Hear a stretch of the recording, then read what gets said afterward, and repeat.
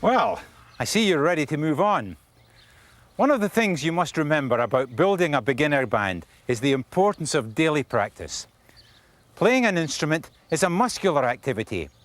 If you're an athlete, you have to exercise your muscles daily to stay in shape. In the same way, mouth, finger, arm and mind need to be exercised daily in order to coordinate face, lip and finger muscles. So practice, practice, practice. I'll have a quick shower and meet you inside.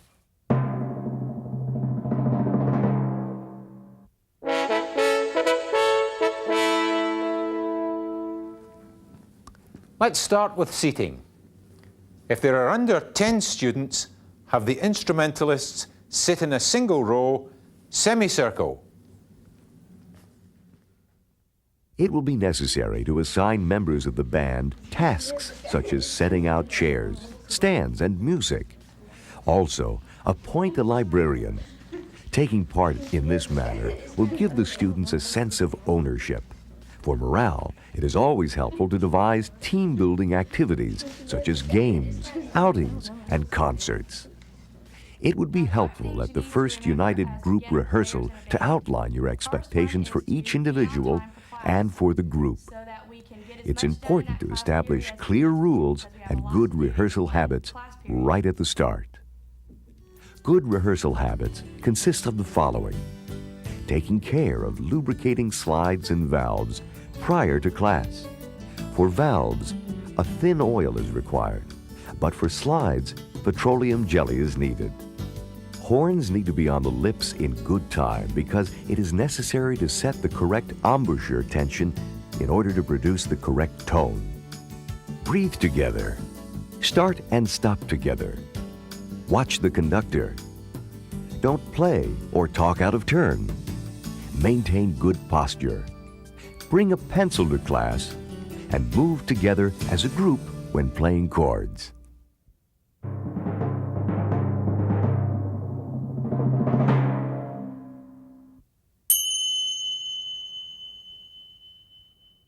For beginners, it is important that the conductor count out loud when bringing in the group. We suggest set, 2, 3, breathe, and actually breathe with the group. The conductor's beat should be as clear to the eye as a ticking clock is to the ear. The right hand movement for 2/4 time is. For 3/4 time, and for 4/4 time.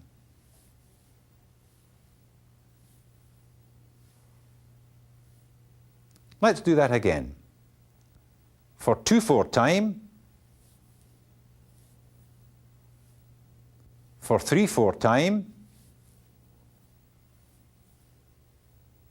and for 4/4 time.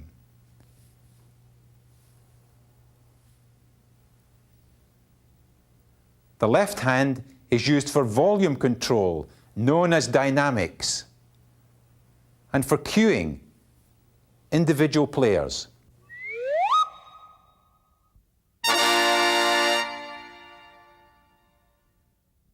Three things are universally important for the conductor: a good sense of rhythm, a lack of tension in the arm muscles, and a recognizable beat, especially the first beat of the piece. Keep in mind that as a conductor, you will be selecting the repertoire for your ensemble. The most frequently used keys for beginners to play in are C major, F major, and G major. Be aware that just as an athlete must limber up before a race, so must an instrumentalist warm up. Buzzing exercises are important to use at the beginning of each practice period. Long tones are a must.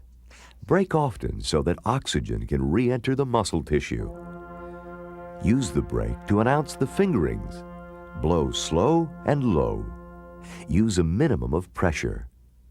Rest the horn on lips as lightly as possible without breaking the air seal. Useful exercises include whole tones with crescendos and decrescendos. Keep in mind that the warm-up should feel good. Duration should be short at first. Don't overdo it with beginners because they will fatigue easily.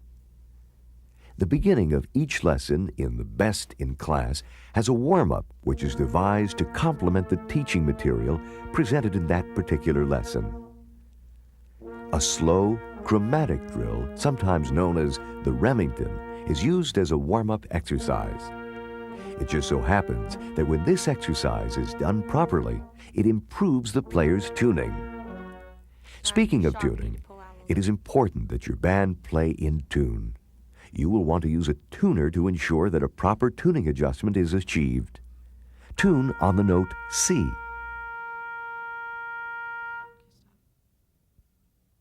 Tuning in this matter does not guarantee that the band is in tune. Each player still has to listen to his or her neighbour and blend with their sound. This is known as intonation.